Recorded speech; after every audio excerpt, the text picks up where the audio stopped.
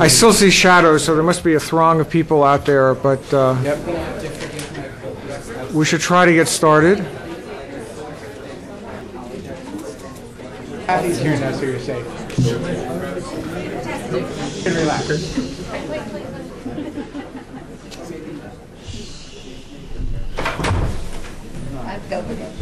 Okay, I think we're at, I sense a quorum in the room, and we want to get started on time, in part because we want to be sure to finish on time. This panel is going to be talking about the former Soviet Union, and I think what's interesting about Russia and Ukraine is that in a way they are yet newer examples of the phenomena we talked about this morning in relation to Spain and Mexico. These are countries that in some ways are often thought of as countries of emigration that are becoming countries of immigration as well. So there are peculiar challenges which emerge from that status. What we're going to do is we also are going to be showcasing two research projects we've been funding. One you'll hear about in Kiev and the other in Moscow.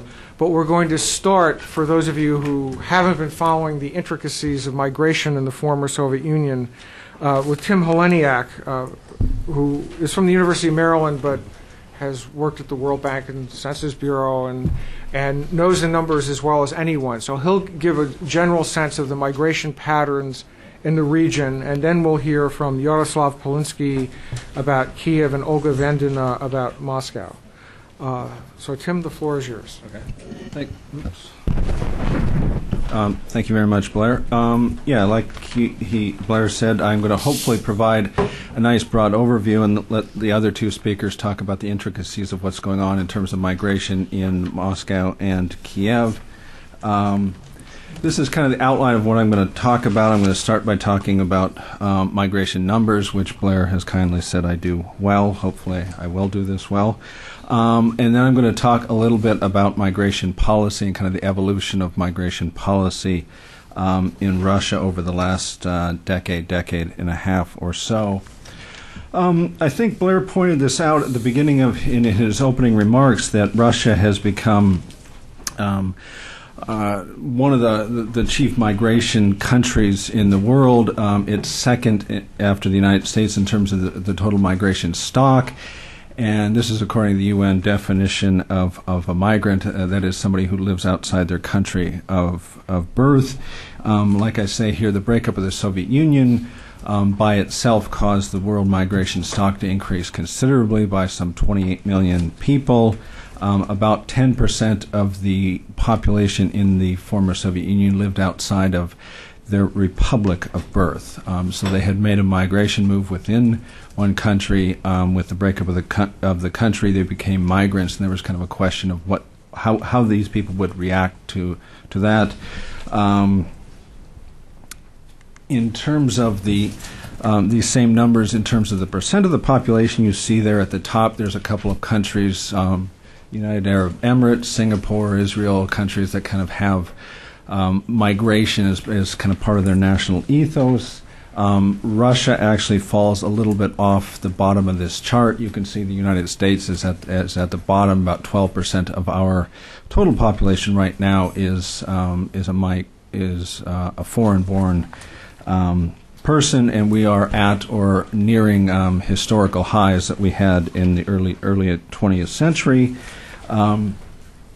And regardless of how you define this, it looks like between the 1989, that's the last Soviet census, and 2002, that's the first Russian census, that the migrant stock in Russia actually increased over this period. The title of my talk is Russia, a New Migration Destination. And this chart shows kind of the pattern of migration, net migration into and out of Russia. Like I say here, people have been migrating outwards from Russia, either however you define it as the present day borders of Russia or central Russia, probably for centuries. This is kind of commensurate with the expansion of the Russian state. In 1975, those patterns changed, and ever since then there's been net in migration back into Russia from the mostly from the former states, non-Russian states of the former Soviet Union. And so in some ways, Russia is not necessarily a new migration destination, but as some of the other speakers have pointed out, in terms of the magnitude, in terms of the size of migration composition, it is actually a somewhat new migration country. And certainly within the region, within the former Soviet region, Russia has become the migration magnet within this part of the world. I show the number of net migrants into Russia in terms of stock, in terms of percent of the 1989 population. We take that oftentimes as a base because, like I said, that was the date of the last Soviet census. It's always good, like I say, if a country is about to break up, to conduct a census so that we, us people have some numbers to work with. But you can see here, the other thing I want to just kind of highlight here, and I'll talk a little bit about this in a moment, is in the chart on the right, some of the countries, the extent of out-migration, especially from some of these smaller countries. I mean, we've had rather huge population losses from some of these countries. And one caveat that I want to put on these numbers, and probably all the numbers that I have, is that these numbers are based on legal, long-term, permanent, documented migration. There's certainly a lot of migration that's not documented. And basically, this is the pattern of net migration between Russia and other countries. You can see here people from most of the other countries of the former Soviet Union, losing people to countries outside of the former Soviet Union. There is some talk within Russia and people who observe Russia that Russia is suffering from a brain drain. In actuality, I mean, that, like I highlight here, among certain sectors, the information technology sector, Russia may be certainly losing people, but overall it's gaining a lot of people, a lot of educated people, certainly from the other former Soviet states. There's a lot of different numbers out there on illegal, undocumented migration, however you want to call it. And I just show some numbers here. Typical ranges you see are between some 4 to 7 million, depending on how you define it. I show some numbers in the bottom right here of a study that was done rather carefully, kind of documenting these numbers, although it's a bit dated. But the same kind of numbers still seem to be operative. I mean, you see all sorts of exaggerations by different people. Of up to 15 million, 20 million illegal immigrants. It's probably not that many. The number is probably 4 to 7 million, depending on how you define it. Like I say here, the importance of the Russian economy to some of the other former Soviet states is undeniable. This was discussed in one of the previous presentations. And I show just some examples here, and I think I'm a little off on these numbers for Tajikistan. I apologize. I was about to correct my PowerPoint there in the middle of your talk.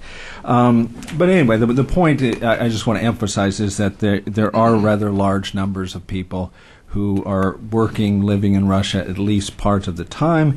And I put in the comparison. I mean, Russia, the countries of the former Soviet Union, are not unique in that respect. I mean, roughly 10% of the Mexican population lives or works in the United States at any given time. And I put there at the bottom, I haven't seen any legislation. I've seen a lot of proposed legislation. In Russia, they don't want what they call ethnic enclaves or Chinatowns to form. And I've seen a number of statements to this effect. And, of course, they point to the United States as an example. We don't want what happened in the United States. I mean, how you would ever regulate against this, I'm not sure, but I've seen a lot of different proposals on this. In terms of the ethnic composition, a lot of people speculated that when the Soviet Union broke up, the primary cause of migration would be diaspora migration, people returning to what they perceive to be their homelands, whether this is an ethnic homeland, a place of birth homeland, or some other type of homeland, hard to tell. But about 13, for those of you who don't know, at the time of the breakup of the Soviet Union, there were some 25 million Russians who lived outside of Russia. About 13 million have returned. That is a net of 13 million. There's been actually some Russians have actually left Russia. And you can see from the different FSU states, they've left in rather different magnitudes or different numbers. The chart on the right shows the net migration of non-Russian or of all ethnic groups, including Russians, and you can see that they've there was talk about the Tajik population. Maybe this isn't. I'm comparing the Tajik migration into Russia based on the Tajiks or the other groups in Russia at the time. So I'm kind of mixing numerators and denominators. But regardless, the point is that there's been a huge increase in the a lot of these groups, and it's not just Russians moving to Russia. Like I say here, it's only about 58% of the migration is of ethnic Russians over this period. And what's causing this migration is the same thing that's causing migration elsewhere in the world. It's these huge and kind of widening income differentials. And I show this chart of GDP per capita over the last decade and a half or so. The black line in the middle there is Russia, which is 100%. You can see that it's the three Baltic states have a GDP per capita higher than Russia. Most of the countries have a GDP per capita much lower than Russia. Ukraine, Kazakhstan, Belarus, about 70%, and then most of the rest, GDP per capita half or less, down to Tajikistan, where the Russian GDP is some 8 times that of the Tajik GDP. And I just to point of comparison, I put in the numbers for the United States and Mexico. I mean, the United States, the GDP differentials between the U.S. and Mexico was 3.3, and that has actually steadily increased over time, and now it's some 4 times what that of Mexico, the U.S. GDP. Anyway, the reason people are migrating, obviously, is remittances. These are some numbers I got from the IMF on official remittances, rather huge, and again, this doesn't include all sorts of undocumented remittances. And the chart I show there shows the kind of negative correlation. I mean, the higher the GDP, or the lower the GDP, relative to Russia, the higher the level of remittances into those countries. A little bit, hopefully, to start to segue here on internal migration trends. There's been a huge outmigration from Siberia, the Russian north, back into central Russia. And I show kind of the spatial and temporal trends of that. I say here that the Russian north was both simultaneously overdeveloped and underdeveloped, meaning that there was, relative to a market economy, there were some resources, mainly oil and gas, that was undervalued, and much of the rest was overvalued. I have, I mentioned this over lunch to Blair, I have a separate project. I'm actually going to Sweden tomorrow to study migration in the circumpolar north. So if anybody is interested, I can talk ad nauseum about that as well. There is considerable evidence of movement up the urban hierarchy within not just Russia but the former Soviet states. The Soviet Union had a policy of trying to equalize the standard of living between urban and rural areas and among all regions. That has collapsed. I think the speaker in the previous session talked about Tajikistan. I think he said 40% of the budget was the Tajik, I guess, GDP or what the equivalent was from Moscow, and a lot of those subsidies have disappeared. And so a lot of the rural areas, has become rather difficult to live in a lot of these places, so there's been a huge out-migration. I know in the area that I work in Siberia in the north, there's just been kind of a closing down of a lot of these smaller towns. And so you can see what's happened to Moscow. Moscow, as a percent of Russia's population, has grown, is expected to grow, and you get a situation like the traffic that I show here. So Moscow has emerged, or maybe re-emerged, as a global city, and commensurate with that has become a migration magnet again. For anybody who's been to Moscow recently, it's an incredibly expensive city. There's a lot of very wealthy people. Whenever you have a situation like that, you have a situation where you kind of need labor, and oftentimes that's immigrant labor, and I'll let the following speakers talk a bit more about that. A little bit, how much time do I have here? 5 minutes, okay. So I'll talk a little bit about migration policy and kind of the evolution of it in In Russia, the early period was primarily aimed at assistance to forced migrants, and there was some talk about this in some of the previous sessions. There was something called the Bishkek Agreement. There was a longer legal name, and this was to basically turn, for those of you who don't know, it was basically to turn migration among the former Soviet states into visa-free travel among them in the early period after the breakup of the Soviet Union.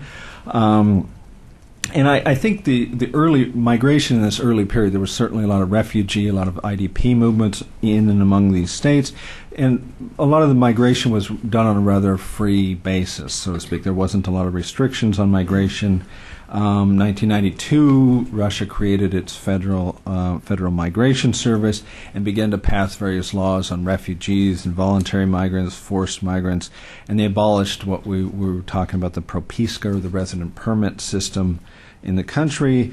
1996, there was, and then in subsequent years, there was something called the CIS Migration Conference put on by the UNHCR and the IOM, and this was to basically try to quote-unquote deal with the consequences of migration following the breakup of the Soviet Union. There was a lot of capacity building that came out of that, a lot of assistance to these countries, their migration organizations. And I'm glad this was mentioned in some of the previous sessions here. I was kind of a little bit reluctant to mention this, but there has been, I think in Russia, and I put down the late 90s, maybe into the present day, a lot of episodes of violence towards migrants. I mean, we've talked here about resentment towards migrants in the United States, but there has been an increasingly large number of episodes. I think one of the previous panel talked about skinheads and this kind of where is this coming from? Is it officially sanctioned, unofficial? So anyway, I'll just leave it at that. May 2000, the Federal Migration Service was dissolved for a period of a couple of years. There was really kind of no agency in charge of migration. Also in 2000, Russia withdrew from this Bishkek Agreement, and a lot of the migration across the FSU at this time became a little bit more regulated, and Russia became less on a multilateral, much more for Russia on a bilateral basis.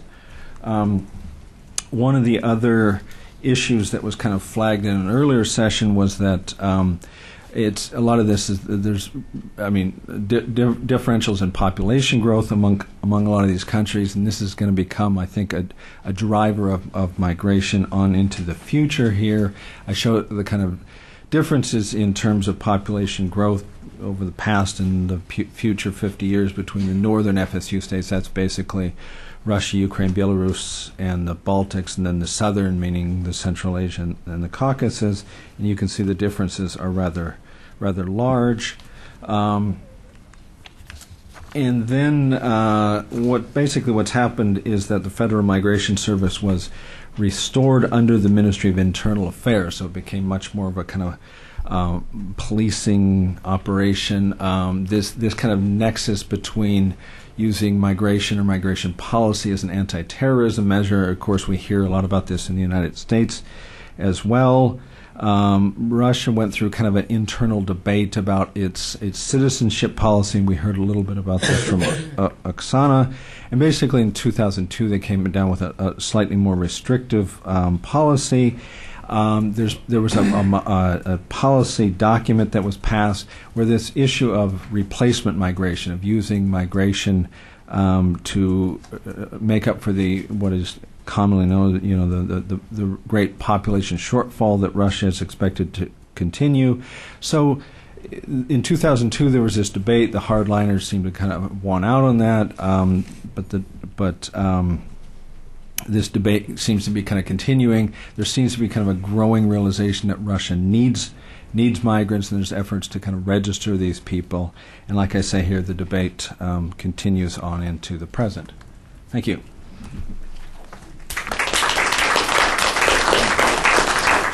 Let me help you. Where is that? That's in front of Shaman's Rock on the island of Olhan in the middle of Lake Baikal at a migration conference.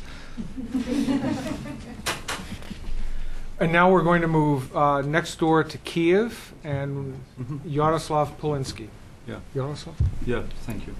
So, first of all, I want to express my gratefulness for Blair as a.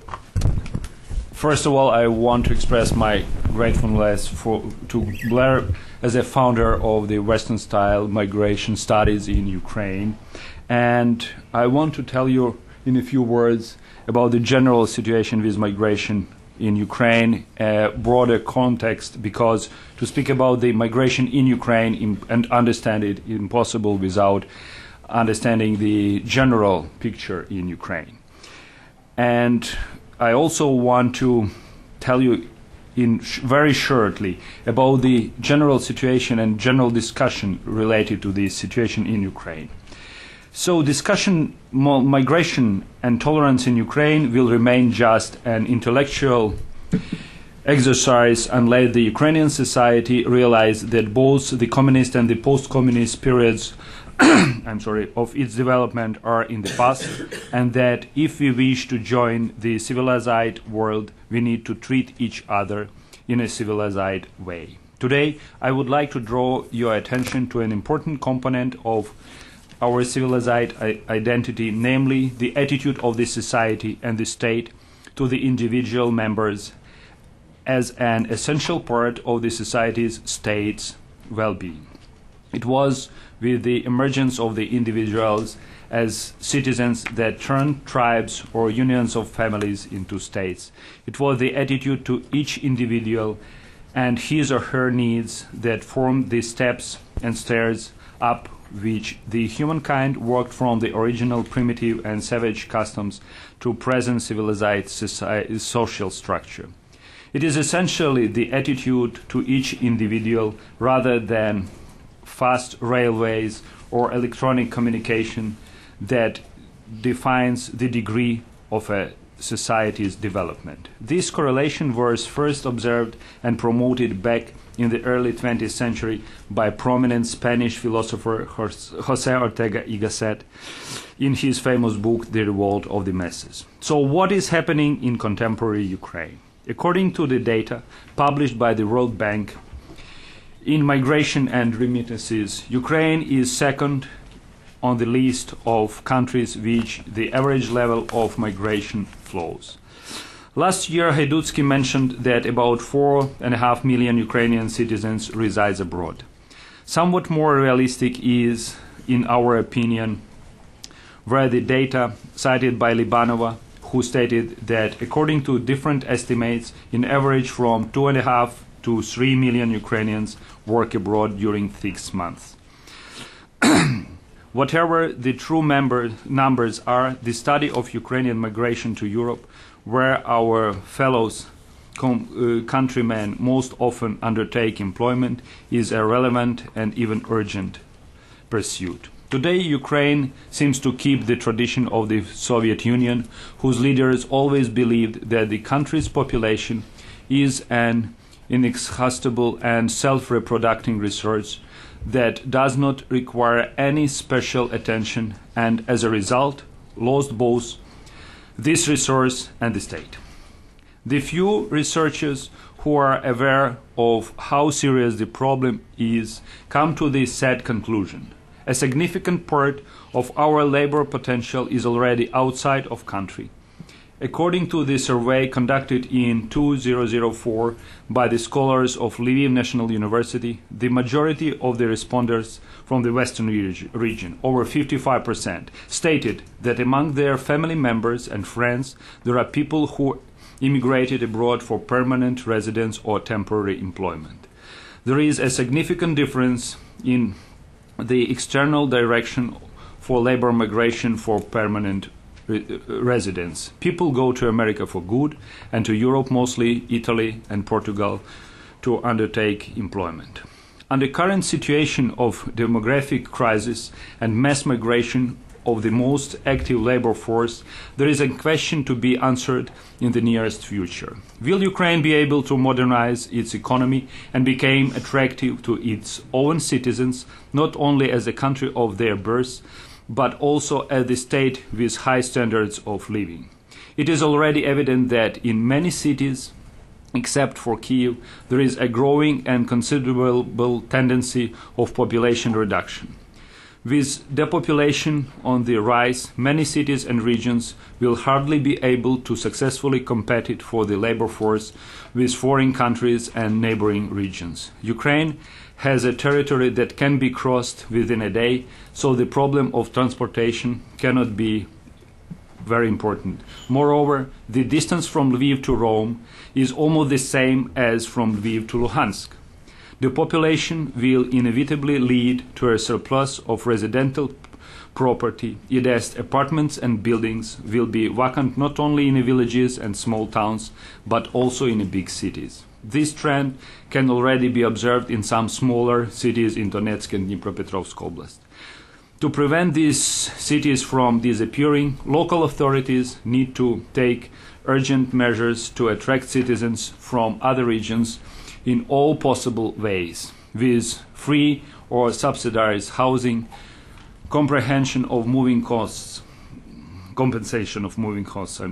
attractive job offers, free training, and the general improvement of public services and urban security, as well as increase of pay level. Only in this case Ukraine will be able not only to return the temporarily loaned labor potential from abroad, but also to increase it by virtue of transnational migration.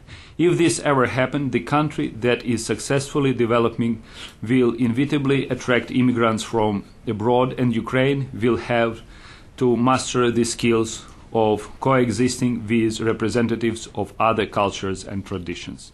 Therefore, we need to start getting ready for this in advance and elaborate an appropriate model of immigration policy. Does Ukraine have an immigration policy at present?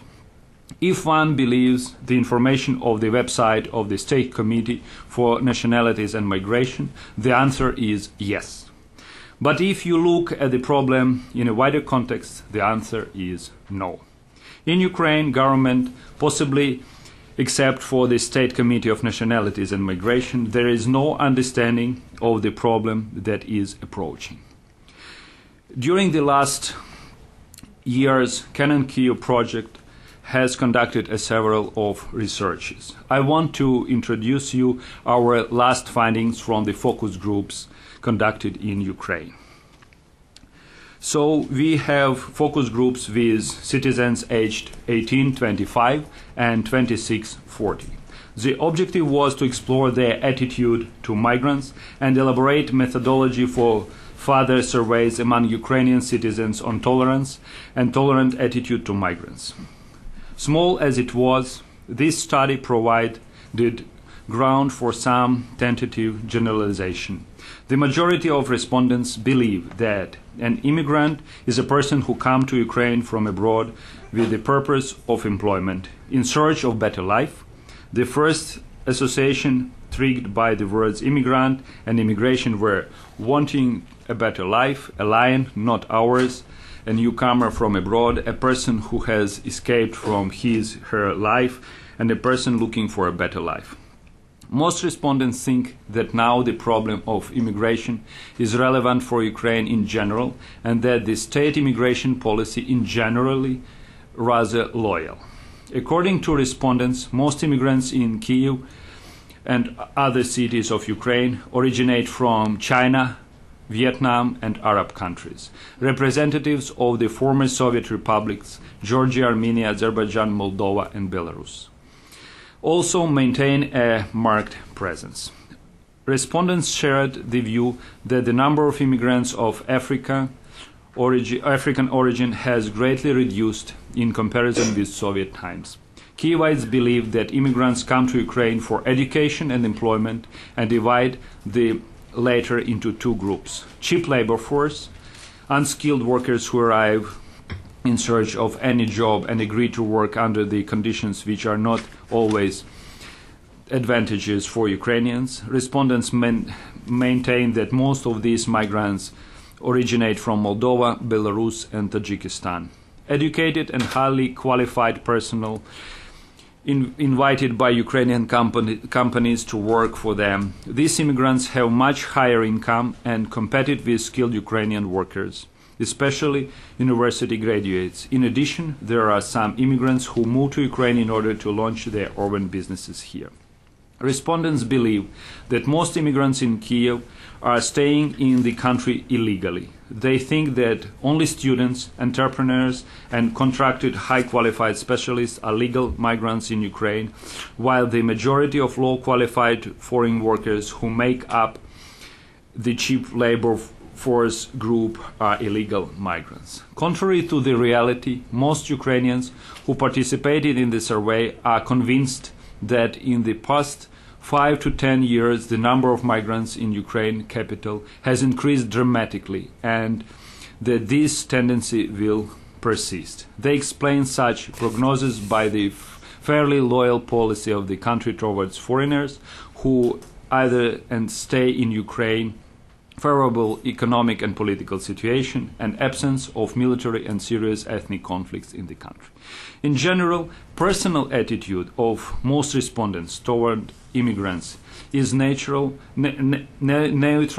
and best illustrated with a saying of one of them that fully coincides with our prior findings.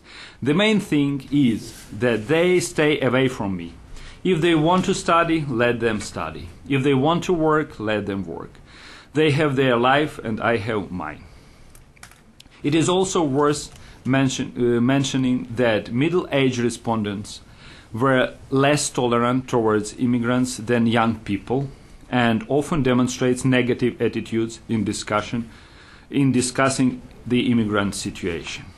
On the other hand, young people have many acquaintances among immigrants who study with them in Ukrainian universities, according to our young respondents. In most cases, foreign students are positive towards Ukrainian society since they are grateful for the opportunity to receive education in Ukraine. In the course of the discussion, the participants often refers to mass media and primarily television. I saw in one program, they showed on TV not so long ago, etc., etc. This means that mass media and especially television play a crucial role in shaping our citizens' views on migration-related problems. This topic calls for a more detailed further study and analysis. The overwhelming majority of the surveyed people believe that Kievites have even and tolerant mentality and treat newcomers without aggression, guided by the principle, they don't bother us and we have nothing to do to them. Speaking about ethnic groups, immigrants from China, Turkey, and Arab countries more often received positive comments from the respondents. Ukrainians most often encounter immigrants in Oriental cuisine restaurants and cafes and at flea markets. Only few respondents communicate with immigrants and work as colleagues, hired workers, or sometimes competitors. Against the background of generally positive or neutral attitude to immigrants from most countries, there is a tendency of negative attitude to representatives of the African continent. To explain the reaction, respondents referred to riots in Paris and other European cities, which were widely circulated in mass media and repeatedly broadcasted on television. Several participants commented negatively on Pastor Sunday Adelaja, this is Nigerian pastor, and his church, which, as they think, deals in drugs. This is likely to be also a result of the impact of mass media and propaganda by competing confessions. Some of the respondents noted, referring on their own experience, that salesmen at Shulavka market are aggressive, don't treat them properly, make advances to girls, sell second-hand items, and at the same time drive Mercedeses. This is a typical jealousy.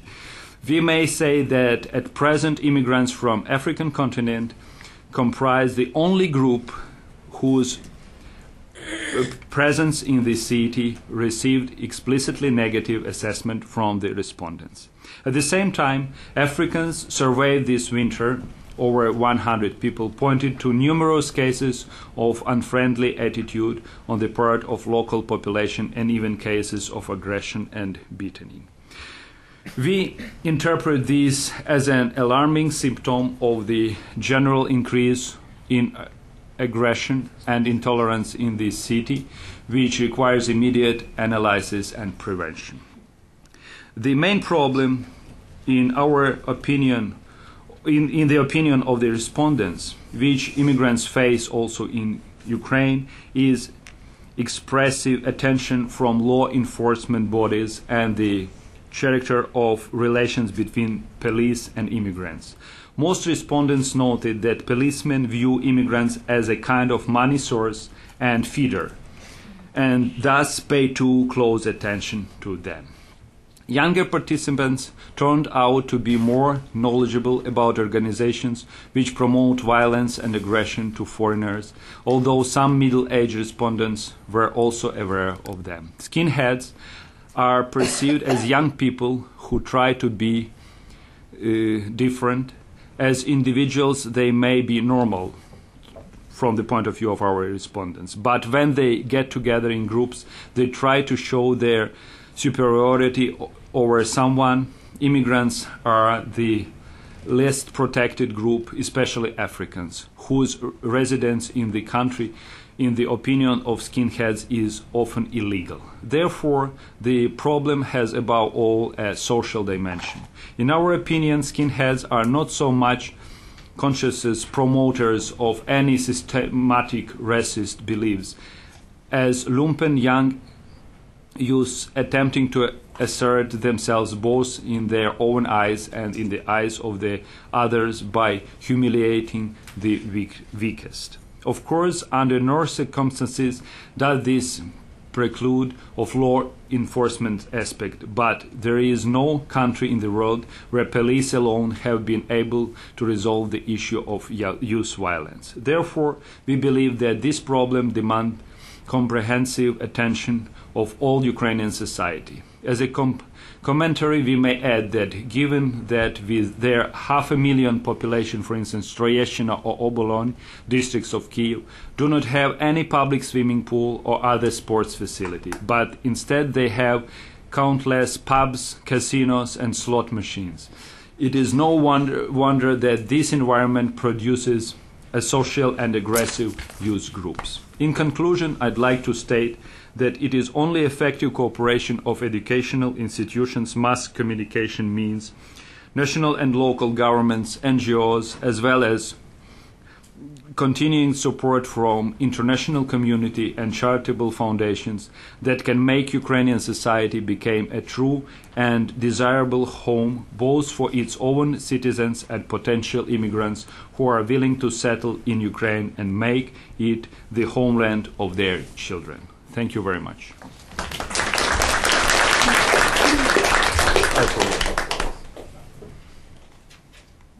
This is in short my presentation. Excuse me, I forget to show this to you.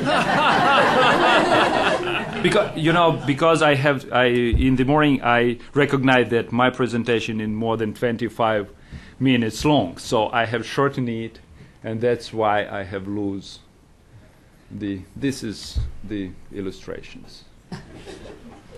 Thank you. No. Thank you. Olga, do you have? Yeah. Yes, I have a presentation. Yeah. Thank you. Now we are going to Moscow. I'm a really lucky person because I have a so nice introduction for a common situation in Russia, so I can skip the common question and go to the local problem in Moscow. I put on my title these two photos to stress two important things. First is this Matryoshka's army, because in spite of all this migration inflow, Moscow remains in majority the Russian city, because the ethnic Russian groups compose more than 80% of population. And another important thing is the public opinion and public discourses.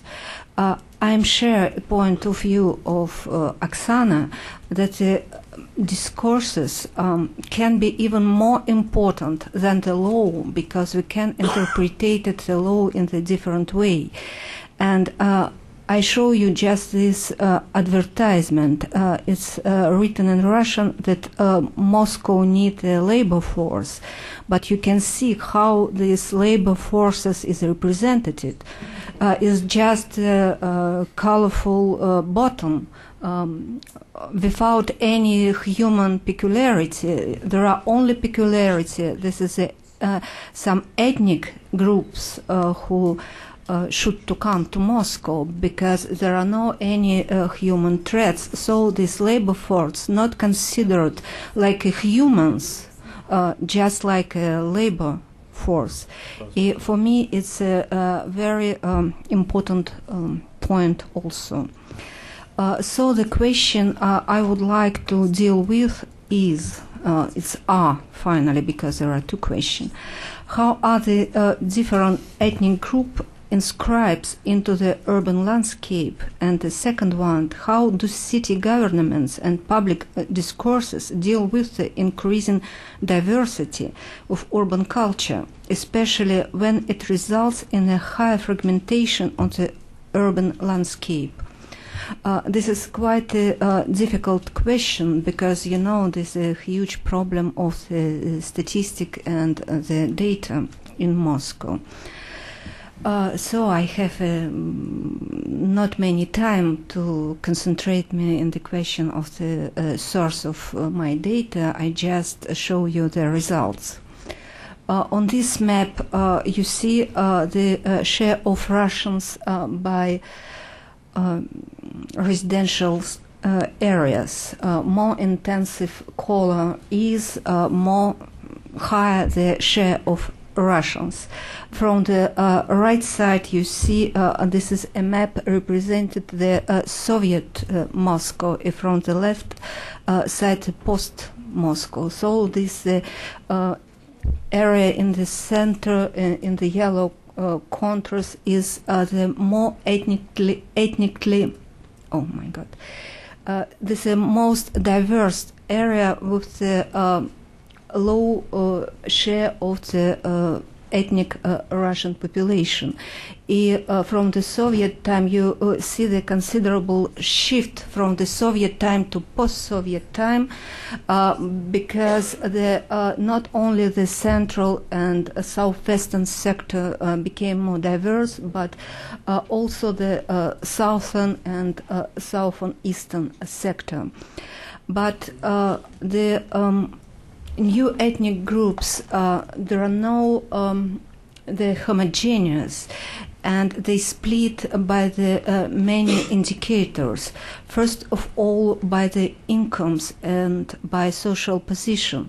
If we can compare the ethnic composition of the Moscow population with the housing prices, we can see that the most expensive area is also the most ethnically diverse. It's looking a little bit strange, but during Soviet time, the ethnic migration to Moscow, it was some kind of brain drain, if you want. It was some invitation of skilled professionals.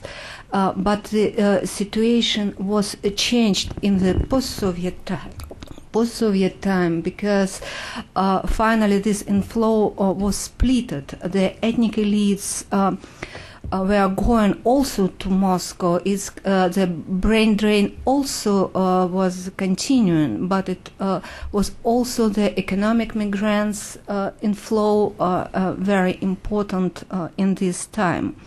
But it not only the incomes which divide the new ethnic population.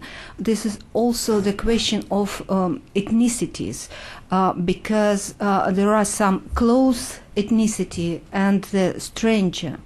If you look on this map, I put also these two photos. From the right side, you see some Azerbaijani carpets. From the left side, some Ukrainian eggs. But in Russia, this culture considered as a completely different.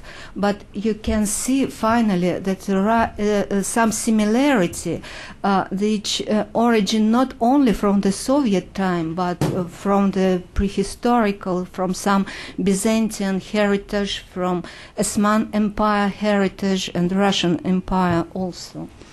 And on this map, you see that Ukrainian is quite dispersed around of the city, but this is not a case of Azeris population. So in the case in the Ukrainian, the social filters doesn't work, but it's work very strongly in the case of Azerbaijan. So in this privileged area of the central part of the city and the western south part of the city, almost there are no the Azerbaijani migrant, but this is not a problem for Ukrainian one. And looking to Ukrainian, I posed me one question. Could we really attribute the minority status to someone, as Ukrainian are, who was born and socialized in Moscow, was perfectly integrated in the city culture and considered the Russian language as his or her native tongue? It's not only the question of Ukrainian, but it's also the question of the another ethnicity. And if we're looking on Ukrainian, I show you just three pictures. The right one is a Soviet situation, and you can see that Ukrainian was located primarily in the most prestigious area of Moscow, because it was very involved in the administration and the science and so on. In the post-Soviet times, this indicator as a native language show the split between the Ukrainian, because the Ukrainian with native Russian language, they quite disperse around of the city, but it's not the case for Ukrainian who considered the Ukrainian language as a native one. And what is finally ethnic minority is in this case, what kind of diasporas we have, if we have in Moscow, because I think we doesn't have in Moscow the diasporas in the correct sense, because now it's used so largely in mass media to talk about all ethnic groups as about like diasporas. And if you consider this table, you can see only the tiny part of migrants is a really newcomer in Moscow, and so the huge majority lives during many time, and finally it's really frustrating for them to be considered as minority or as a diaspora. It's the same question about Russian languages, because it's one of the most important indicator to if people is integrated or not integrated in the cultural life of the city.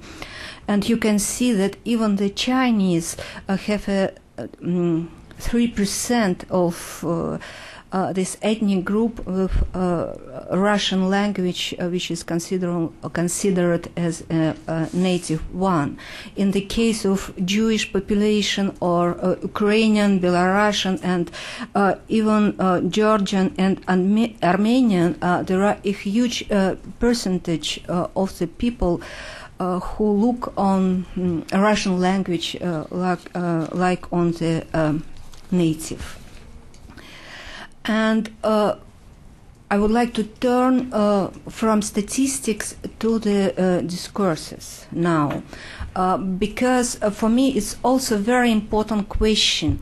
When we look on the integration, it's very often we speak about the policy of some administration efforts or with some host society efforts, but we don't speak about, but we speak of course, but it's less often maybe, about some efforts of migrants to be integrated in the cultural sense, how they make their culture, their presence visible in the city, what they do.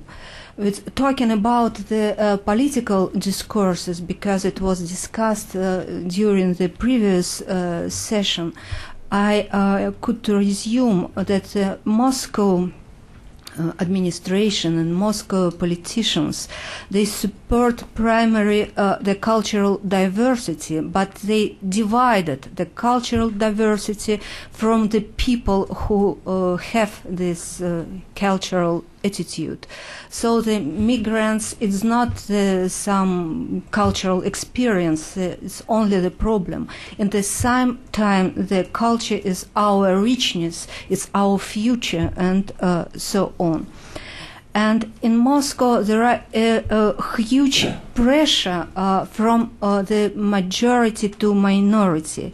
I like very much this advertising because it's make in the response to the some gate parade, because it's forbidden until now in Moscow. It's all this advertised parade of sexual majority, just to involve just this parade for life.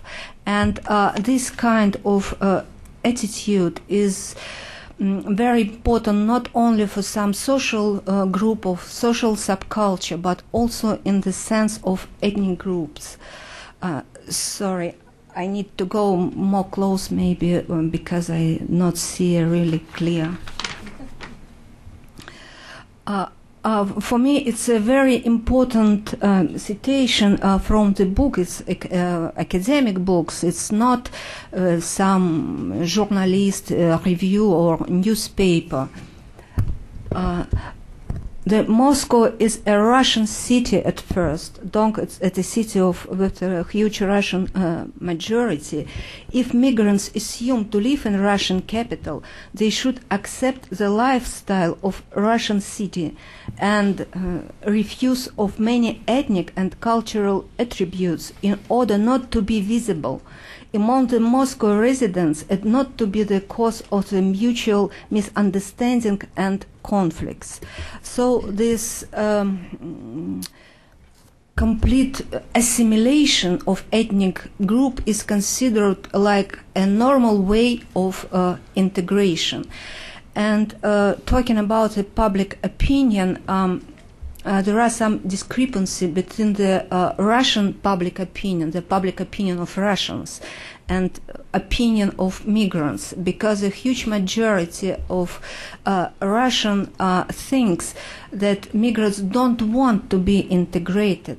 They want to follow their own way, and they would like to change the situation in Moscow. But this is not a case for the migrant, because of course there are some number of people who don't want really to be integrated, who prefer to preserve their own style of life, their own culture. But there are, in the same time, it's almost 25% who consider that there are no many differences between their own culture and the culture of Muscovite. And so there are no problem in this sense. There are also the important point of view that almost a third part of the migrants considered feel himself like a pariah, like I don't know the correct what. Pariah. It's okay. It's okay. Okay. Okay. Thank you for your help. And there are the such. Yes, I go to finished my presentation. And for me, with all these discrepancies, very contradictory things, I try to separate the different way of integration, but integration, the process undertaken by ethnic minorities, not only by the politicians. And I choose, I can see the 4 ways in Moscow. It's not from the Russian culture, but it's so ethnically marked, this figure from Latin America, that I decided to put it. The first thing is the maintenance of ethnic tradition in the way of like a policy going from the administration, and also like a resistance on the pressure of the culture of majority, of the this impact of majority culture on the minority attitudes. And there are the formal and informal way to be integrated. The formal way is clear, it's just some folkloric events, and informal, for example, there are some artists which organize a performance to make their culture more I don't know, known for the Russian population, to have a more contact in the language level, in the culture of art level. The second way is the construction or reconstruction of ethnic identity. It's not only in the political sense, but also, for example, I talked with one young girl singer. He was born in Kazan. This is a Tatar Republic capital, and he was raised there. And during her Kazan existence, they refuse of her Tatar identity, because she considered his Tatar identity like very outdated, very traditional, and she would like to be a more modernized. So they even refused to learn Tatarian language. But when this girl come to Moscow, they appreciate the Tatarian heritage. It's not we, it's she. She became quickly some Tatarian princess with the Tatarian clothes, and now she sings. It's a very strange mixture of the techno, of Russian or international words with some Tatar finishing. It's broken Tatar languages, but it's for me it's some example of perturbing identity and the attempt to create the new ethnic identity in Moscow. But it was Moscow which provoked this necessity to create this ethnic identity. There are many examples of this kind. The next is creation of ethnic institution. We talked today about some ethnic association, ethnic group organization, but in Moscow it's not only because ethnic group try to create some formal institution like a school with ethnic agenda. Finally, it creates the parallel world of socialization, if you want. It also, it's created a problem with identity, because from one side, the young generation should follow some traditional mode of life, but from another side, with their, I don't know, friends, the Muscovite friends, they try to be a Muscovite, not these traditional guys or girls. And Last one, this is the ethnic group tried to find some base or some roof, I don't know, for their ethnicity, because in several Moscow region, then different ethnic groups lived, but there are some ethnic leader who would like to integrate this different ethnicity in the common group based on, for example, on the Islam or on. There are the same thing with Christianity, and even there are the new paganism, if you want, in Moscow, because also they try to reunify the Russian population in the base of old Russian tradition, pre-Christian tradition with the old kind of, I don't know, services and so on. It's the same thing with the roof, because there are some pan-Slavic, pan-Azerbaijanian, and so on. And so I finish in this point, and thank you very much for your attention.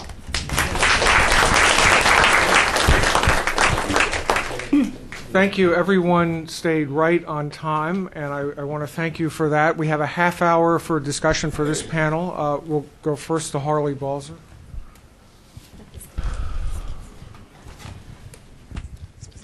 Hi, I'm Harley Balzer from Georgetown University. I guess two questions. The first one mainly for Tim. You started out by saying that the main driver of migration has been economic, these economic differentials. And then toward the end, you suggested that in the future, the driver was going to be population imbalances. And I mean, some of us with gray beards will remember a discussion in the Kennan Institute about 30 years ago between Bob Lewis and Murray Feshbach over whether the Uzbeks were all going to migrate into the Russian Republic because of the population imbalance. Is that necessarily a driver, or does it have to be accompanied by the economics? And for Olga, I don't know if we can get that last slide back, but I'm curious to know whether those four categories that you outlined represent at all different groups, either ethnic, religious, status level, education level, or whether it's simply kind of individual or community responses that don't have anything to do with ethnicity or other markers. Tim, why don't you go first? Okay. It doesn't look like Murray's here, so I can say that. This is inside discussion, but one of the most memorable and heated discussions we ever had was on this issue, and it was obviously it was memorable because three people in this room remember the exchange. Yeah. It was 30 years ago. Too. I was not there. For those who don't know, I'll bring you up very briefly. There was a debate when the Soviet Union existed as to there was an imbalance of population or labor supply between the Slavs and the Central Asians. And this was a debate that, it was going on 30 years ago. Before Russia even had a population decline, they had a much slower population growth than did the parts of Central Asia. And for the Soviet Union's long-term economic growth, they thought that the Central Asians would have to there was a debate. Do the Central Asians migrate to Central Russia and work in the factories there, or do you move the industry to Central Asia where the labor force is? Bob Lewis thought that there was kind of universal rules that governed migration, and that the Central Asians would migrate out of Central Asia to Central Russia. Murray thought that no, that they wouldn't migrate because of cultural reasons. They'd want to stay in the homeland and things like that. I guess maybe in the long run they're both right, as the speaker from Tajikistan talked about. I mean, there's an economic necessity that causes a lot of these people to migrate out, although a lot of them would like to stay in their quote unquote homelands. It was a rather heated debate, and but the real question is: does population imbalance alone drive? I just wanted to catch up on the debate here. It's differences in labor supply, and is what it is. What's that? and demand. Yeah, labor supply and demand. It's right now. It's economic. In the long run, it's going to be. I mean, it's demographics in the long run, which is kind of translates oftentimes into GDP differentials or income differentials in the short run. So. So yeah, I mean, you saw the chart that I showed of the kind of differentials in population growth. I mean, that's going on in this region. There's kind of historical, linguistic, transportation ties that bind these countries together. A little bit like the U.S. and Mexico. I mean, or elsewhere in the world. I mean, it's a lot of these differences in between Europe and the declining population and the growing populations in other parts of the world is going to give impetus to migration in the future. So. Olga? Thank you. Maybe I can add a small thing, so small remark for your answer, because behind of economic problem, it was also the forced migration from the ethnic republic, because it was a huge tension between the Russian population and native eponym, I don't know what the correct English word, and many Russian people was forced to go to the Russia to return. It's the case of also the Baltic country, not only the Kazakhstan or the Caucasian country. Talking about my presentation, this typology not deal with the ethnic group of the religious differences. It's just a way to be integrated. This way can be used by the different ethnic group and by different confession and so on. Okay, we have many questions. I think what we'll do is we'll take Kathy Cosman and this gentleman will come up here and we'll work our way down this side. Are there questions on this side of the room? I think we'll play with this side of the room for a while. So Kathy Cosman, you're first, and the gentleman there, and then we'll come up and then we'll go back. Thank you. Last week I was at an OSCE conference on xenophobia and migration, and there was a Ukrainian a representative of a Ukrainian NGO who mentioned to me an interesting new phenomenon, which is that the EU has signed an agreement with the Ukrainian government whereby 4 camps will be built at EU expense for migrants who have been expelled from EU countries. One of those camps reportedly will house 30,000 people. It's going to be in a very isolated part of Ukraine. And very mono-ethnic. I was wondering whether you could talk a bit about that, and also it may have come up this morning, if so I apologize, if Kazakhstan is also being seen as an increasing country to receive migrants due to its economic prosperity. And this gentleman right here. Yes. The integration of people coming from a different culture to a new culture is not an easy process. It takes time. So what is happening in Ukraine is this part of this process of integration, and you face some challenges. But those new immigrants have to accept the new culture. So you find here the conflict of culture, the dominant culture, which is the Russian culture, and those culture from people coming from other part of the world. So it is not an easy process. So those people need to assimilate, and it is also an effort. It will take time.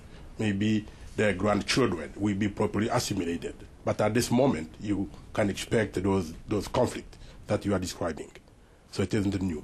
Language, although Ukrainian speak is a regional language, that is only one aspect of the culture leading to conflict. But there are other aspects, the belief, those are traditions, the ways of life. So all these are in conflict, but it will take time for the integration to really show the sign that it is successful. But the main culture of Russia Federation has to play a key role in bridging the gap, putting all these people together so that they can find their place in that society. Okay. So it is not a new issue that you are trying to describe. Right. And why don't we fit in one third comment? We'll squeeze in Wayne Mary, and then we'll come up, and then we'll go back to the room.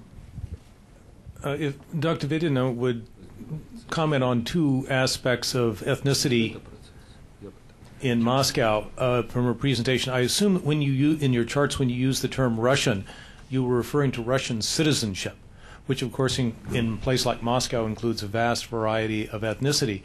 Is it not the case that in attitudes, both public attitudes and sometimes governmental attitudes, that tends to break down, that people in Moscow would tend to think of a neighbor from Tatarstan or Dagestan as being sort of less nashi than somebody from Belarus or even Armenia?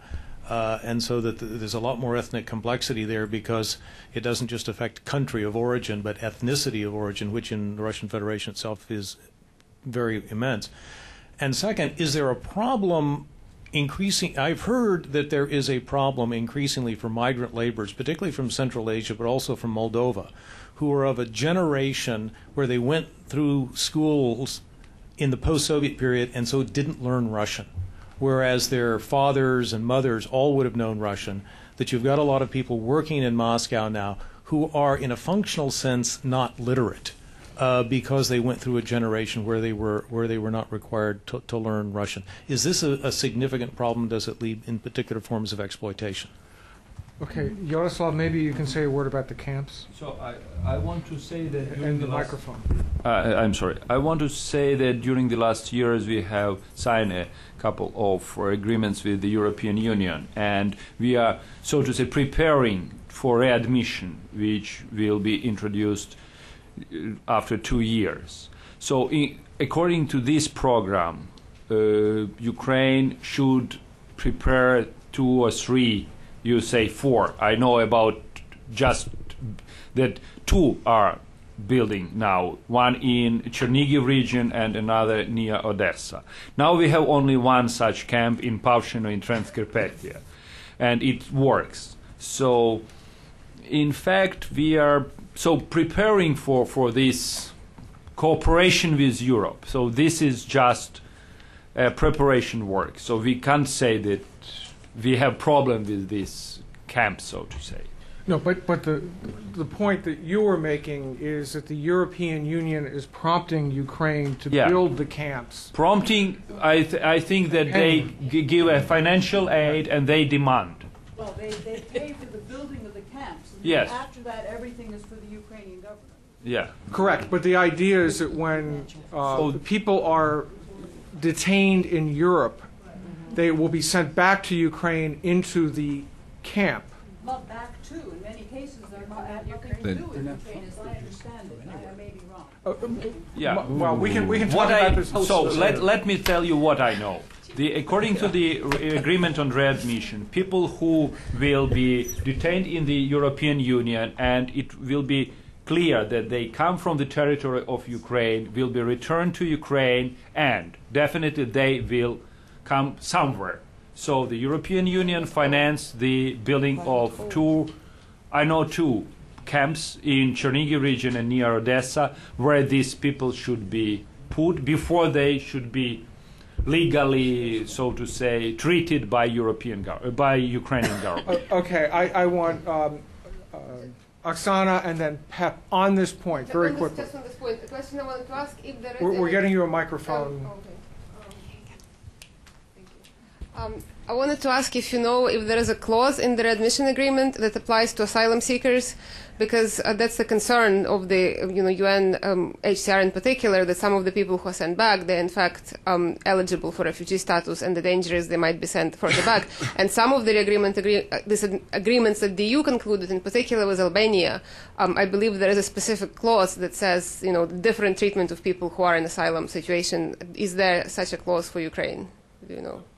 As far as I know, this agreement is only about the illegal workers, not about the refugees and asylum seekers. Okay, Pep, and then we'll come back to Olga. Yeah, just a brief comment on that. That question about these camps in Ukraine, this is not a problem of Ukraine. This is a policy that the European Union is taking ahead of externalizing the control of immigration. They are making agreements with all different border countries, for instance, Morocco, Senegal, Mauritania, Ukraine, and others, and conditioning all sorts of collaboration, of help, for economic development and so on, to the participation of these countries in a preventive action against immigration. And this includes that people coming from these countries who are illegal will be automatically deported back to the countries where they have come from, independently of their nationality. So this is not a problem of Ukraine. It's a Thank you. Okay. Olga? This question about the diversity of Russia and about the Russian language is very important.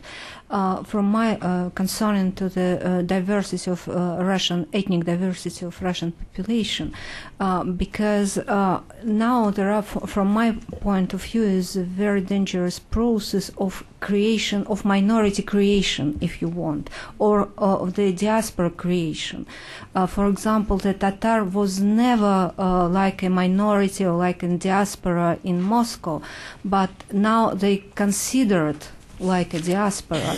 And the same for example, for Dagestanian people, but the Dagestanian people, they maybe in Moscow, they consider themselves or themselves like a Dagestanian, but their group ethnic identity is more maybe stronger than the Dagestanian one, and so on. When we try to create the world in spite of to react on the reality, you know. And from my politically is very dangerous, because we create this separation, this split in the society, and after that we try to make some gestion, gestion, по-французски управление. Yes. Sorry, it's the interfaces of the languages. And nevertheless, this problem of illiterate new migrants, the problem of education of the Russian language is very important in Moscow. The good thing that we have between the many bad things, that all children of migrants is accepted in the school, in spite of their nationality, in spite of legal or illegal they are.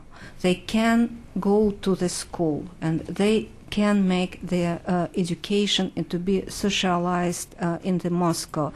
And now there are, I don't know, maybe more than 100 preparatory classes for migrant children, just to give him the first lesson of Russian language and knowing how to write, read, and so on.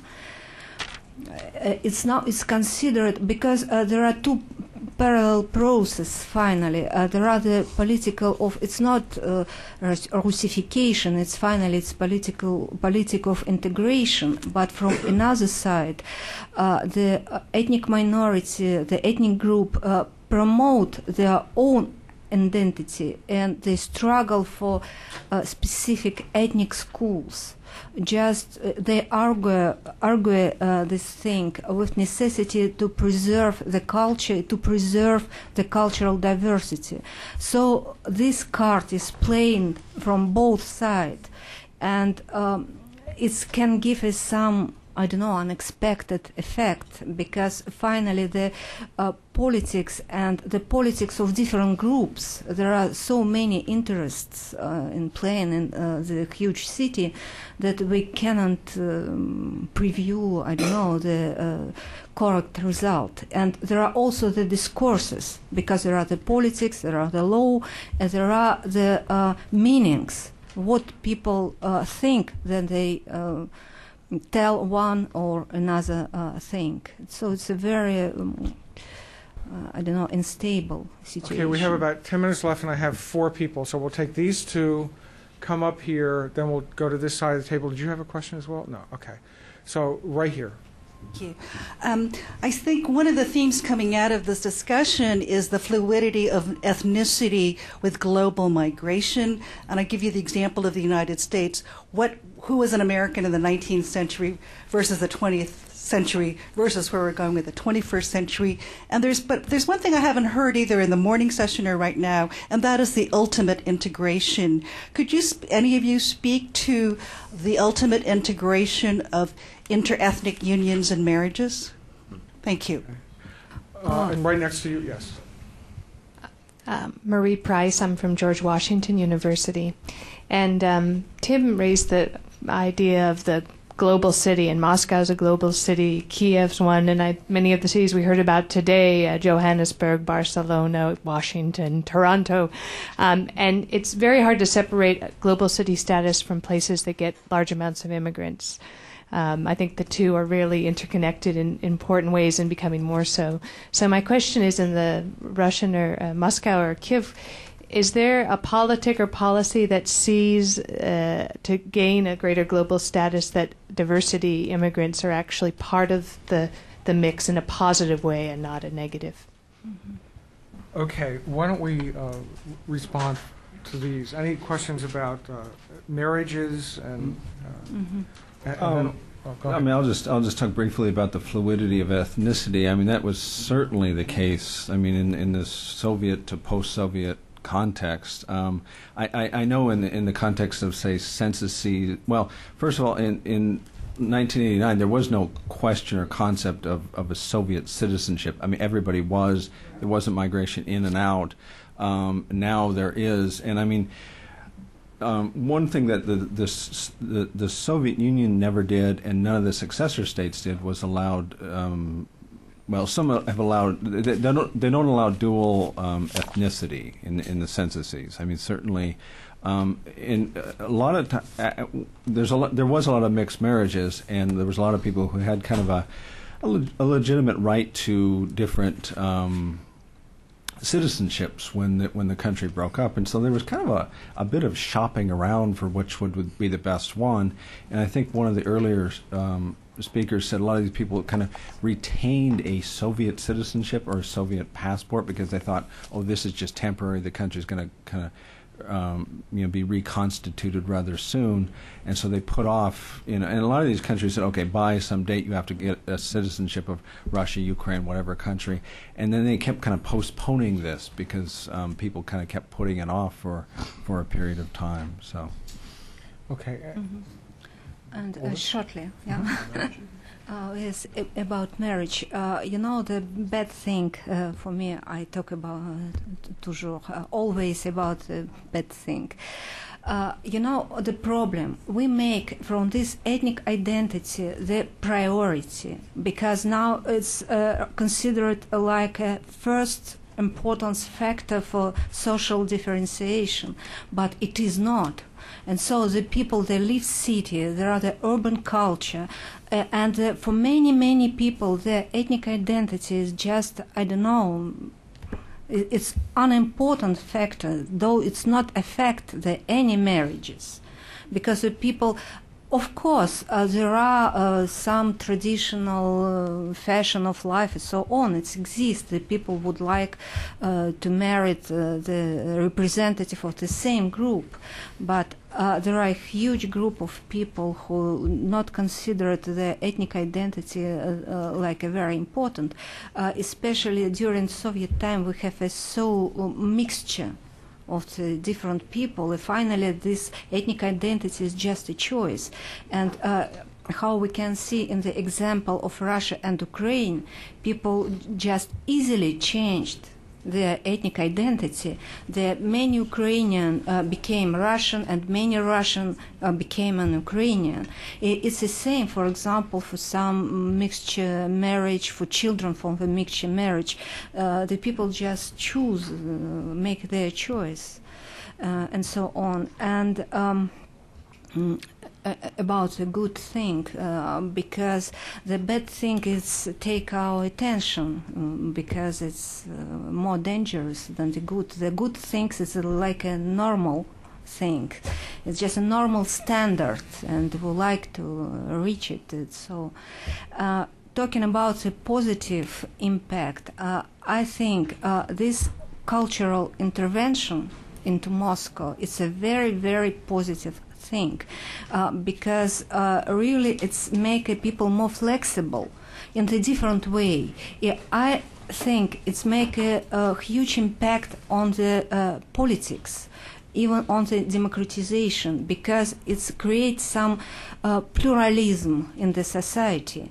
It's in a very basic level, in the level of everyday life. People should to accept the differences. And so I think this is the most positive effect of this cultural diversity on Moscow, in Moscow. We're almost out of time, but I'm going to take two final questions, Margie and then Cindy. And maybe I will say two Marjorie Mandel-Stambalzer, Georgetown University.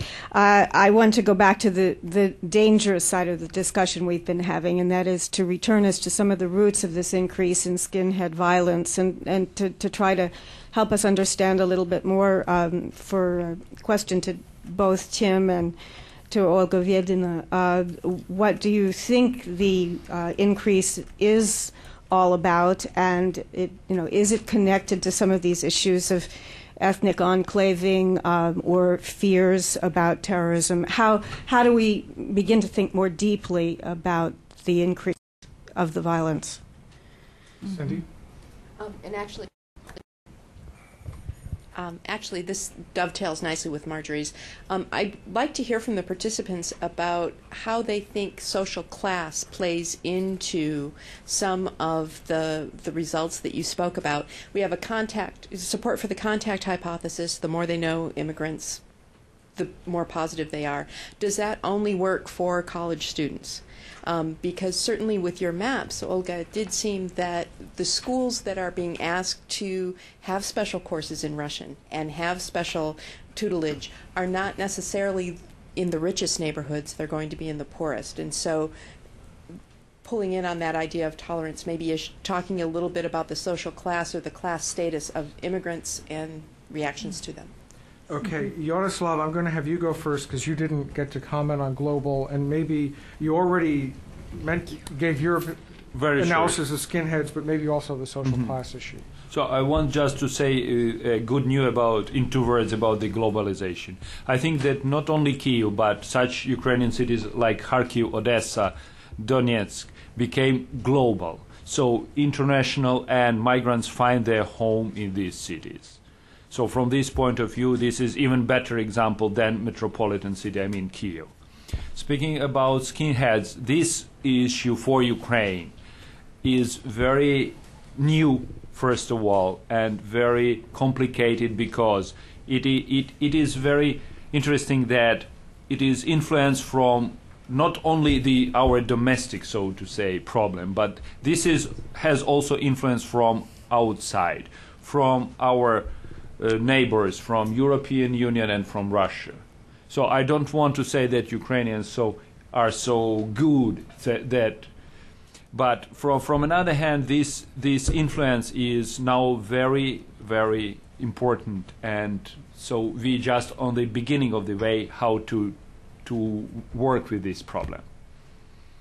Tim, and then we'll give Olga the last word. I'm not probably not equipped to speak to the origins of this. It's taken this whole kind of anti-immigrant skinhead thing. It's kind of taken me a little bit by surprise. What I spoke about was kind of proposed legislation to prevent ethnic enclaves.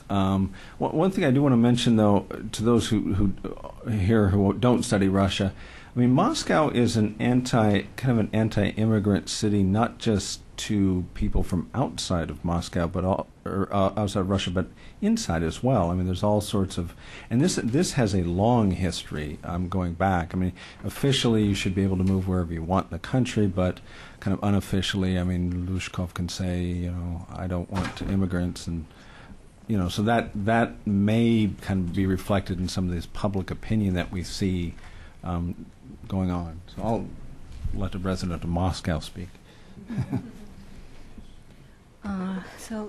Talking about skinhead and about this global city, because the appearance of skinhead, it's not only the reaction on the ethnic diversity, it's first of all it's a reaction on the modernization and on the globalization. And so it's just a way to represent the incapability to be modernized. It's just appeal of the traditional society. This argument against the ethnic migrants, it's easy to take and just to put like a motor. It's a it's Moscow. It's a crucial question, and I think it's a society which would not to be modernized. It's became dangerous because this aggression can be put in the unknown direction. And concerning the social class and the what factors is more important in this process of ethnic segregation, from my point of view, this is the social status and the economic well-being or income is the first factor, because before we create the housing market for rich and for poor, when we created the housing market for poor, we can create a housing market for different ethnic group, because normally they have not enough money to live in the big apartment, expensive apartment. In the same time, I talk about it, the ethnic group, it's not homogeneous because there are the ethnic elites and there are very, very successful people from the Azerbaijani, Georgian, Armenian, from Caucasus. And these people is very sensible for the social status. And now with this Jewish inflow, we can see how the Jewish doctors, for example, are replaced by some Caucasian people because they consider it that it's a very important profession for their own status and so on. And so it's also divided by so simply by the class, because the new ethnic migrants is very active, is a very, very mobile in the social sense, not only in the sense to move from one city to another one, but also to promote themselves to better social position. And also it's interesting in this survey because very often some ethnic migrants, they considered their condition not like a bad one. They consider it like a normal. And so they have a better start to social mobility. That's maybe what can I... One word about skinheads. I have own experience to talk to these people, and I want to say that to treat them as anti-immigrant group is just to simplify the situation. In fact, skinheads is a reserve, so to say, of right forces in this society, because trained on immigrants or some people, it is possible then to reflow them on another direction. So this is very, very complicated question, and to simplify it, it is dangerous too. Sorry. Thank you. Well, as in any academic discussion, we've reached the point where simplification is a danger, so we're going to take a break. When we come back, we're going to return to some of the themes from earlier this morning by focusing on the response of local